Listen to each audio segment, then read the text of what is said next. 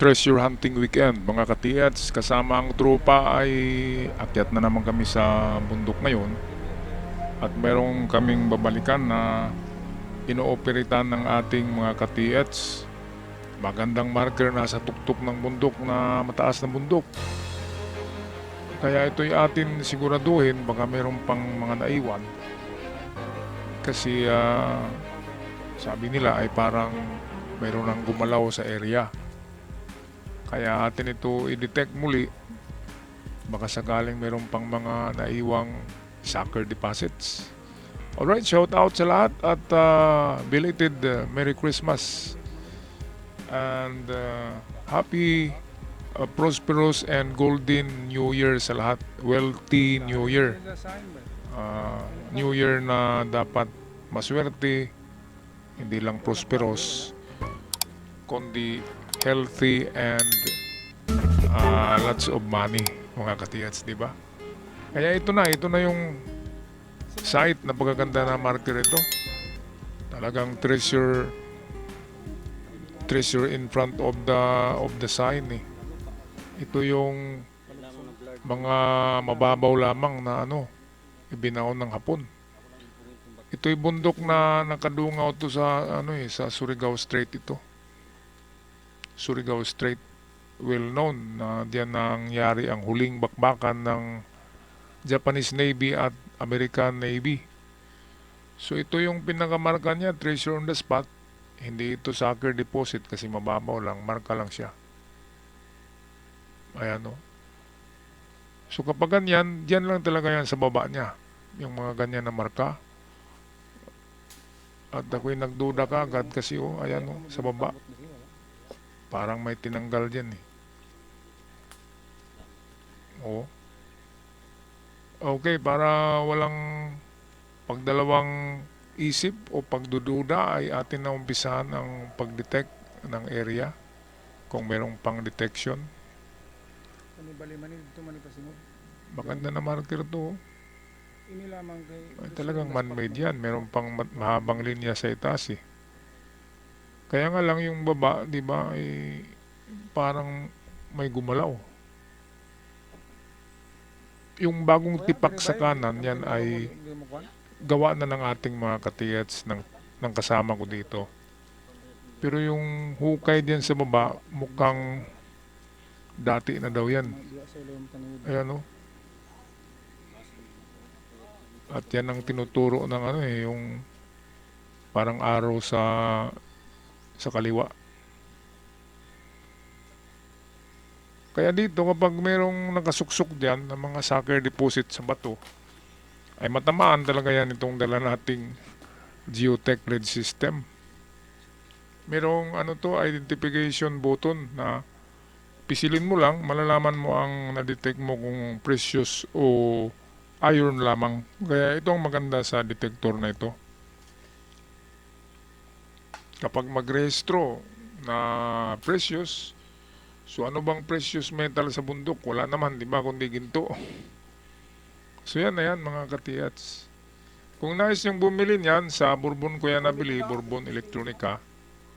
Nasa 100k yan. Noon, 126 ang bili ko. Pero ngayon, mukhang mura na. Siguro nasa 100 o baka 97 na lang kasi nag-sale ang Bourbon. Tawagan nyo lang ang Bourbon Electronica. Meron ding advance na katulad niyan.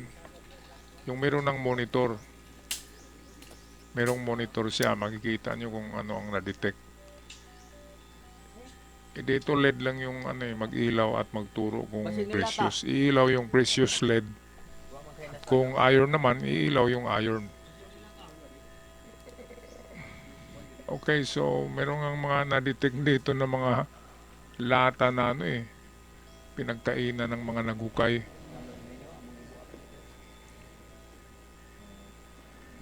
Ayan, so totoo talaga mga katiyats ang mga treasure sa matataas na bundok.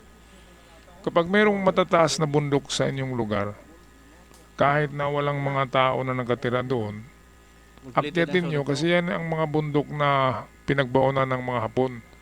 Yung mga bundok na walang kapag-asa na mayroong titira. Mga bundok na walang tumitira, mga bundok na matarik, mga bundok na halos hindi maakyat. Yun yung inaakyat ng mga sundalo at doon nilagay yung kayamanan ibinaon. Kasi kung ibabaon nila yan sa patag na lugar, sa magandang lugar, madaling makultivate ng mga tao, ay pagbalik nila wala na. Meron ng kabahayan, di ba?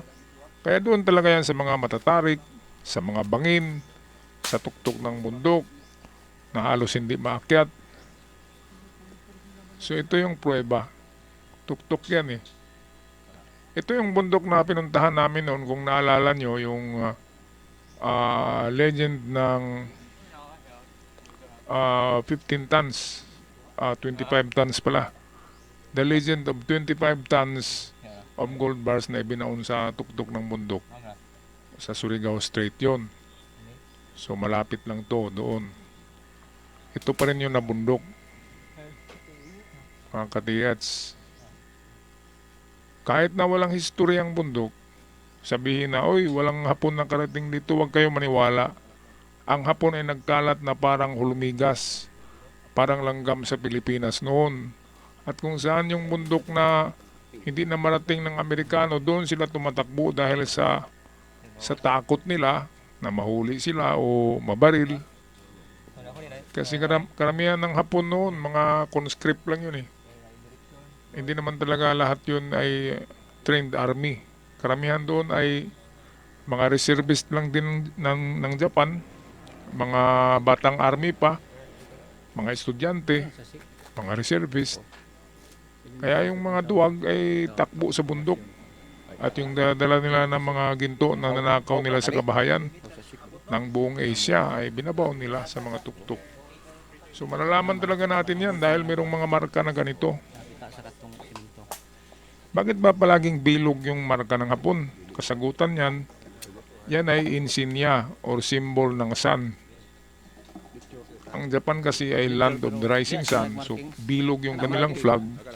So ang kanilang ginagamit din na treasure symbol na palagi ay mga bilog na makikita natin sa mga bato na katulad nito.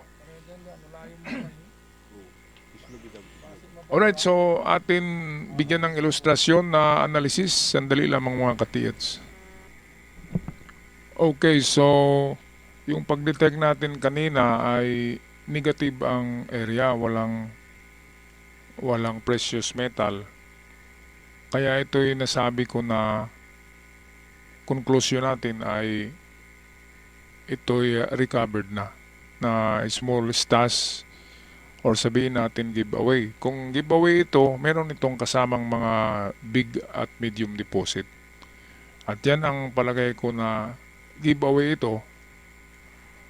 At meron pa itong kasama sa unahan kasi meron na naman kaming nakita na sign sa unahan na nagtuturo na naman ng isang digging spot, which is maraming marka. Marami. Kaya talagang treasure site tong lugar na to, mga kababayan. Maganda. Okay, ngayon napansin nyo hindi siya perfect na bilog ang pinaka main marker. Ito'y kahalintulad to ng smiley. Ang smiley kapag nagaganyan, parang sina naka-smile, mahalata mo naman yan kung parang half moon, parang crescent moon, parang buwan, yun yung smiley. Pero kung C, nagaganyan ang C. Pero kung smiley ay nagaganyan. So parang ganito rin siya, di ba? Nagaganyan, no? So ibig sabihin ng smiley ay diyan na lamang. Okay, masaya ka na kasi kaharap mo na. So kaya siya smiley. Ngayon kung letter D naman ito, ang letter D ay yan ay isang secret arrow. Ang letter D ay arrow yan. Kapag nagaganyan ang D, so direksyon niya ay ito. Tinanggal kasi diyan ang tulis, dapat nagaganyan yan. Pero ginawa nilang D para hindi mahalata. Hindi mahalata. So kung ganito, ibig sabihin yan ay dito. Ngayon ito, tingnan nyo to.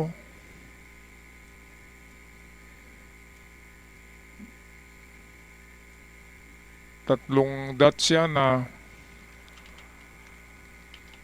ang bawat dulo ay malaki, manipis ang gitna. So nakaslant din siya. Ngayon kung tingnan natin, kung sundan natin ang paitaas nito, ay parang wala doon sa itaas kasi taas na eh. So ang tinuturo nito ay pababa. So ito ang tinuturo niya eh. So yan din yung tinuturo ng D. So kung intersect natin yan, ay dito talaga sila mag-intersect kung ito na area. Kaya palagay ko kahit wala tayong detector ay matukoy talaga natin kung marunong tayo mag-analyze ng mga signs. Matutukoy natin kung saan. So given dito, bigay niya ang direksyon. So ito yan. Dito naman sa letter D, ang direksyon ng D ay dito. Kaya ayan, no? Nagsalubong sila dyan. At napansin nyo mga katiyats, ang sign ng entrance for treasure, sign ng entrance for treasure ay ang ano dyan. Yung nagaganyan, no? Ito. So ito yan. Sign yan eh.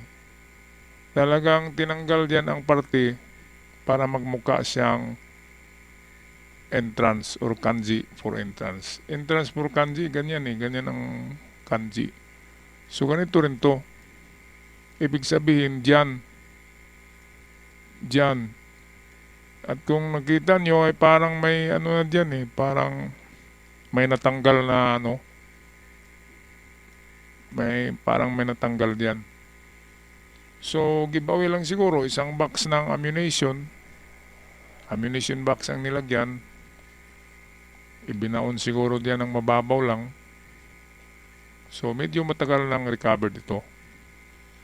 So ito ang pinakasikreto sa 7KD kasi na nakita ko rin na recovered. At sure tayo na recovered kasi ang may-ari ng lupa mismo nagsabi na hindi siya hinatian ng nagukay kasi nang makita na daw yung concrete cement ay inutusan siya na bumili ng sako sa baba ng bundok sa bayan. Nakabalik siya 2 oras eh. Magbalik niya wala na yung mga tao. Dala na yung treasure sa 7KD. Kaya nang tingnan ko ang 7KD, ang ginagamit pala dyan na arrow ay ang D. Kasi akala natin na ang D ay means deposit. Hindi. Ang D ay isang arrow na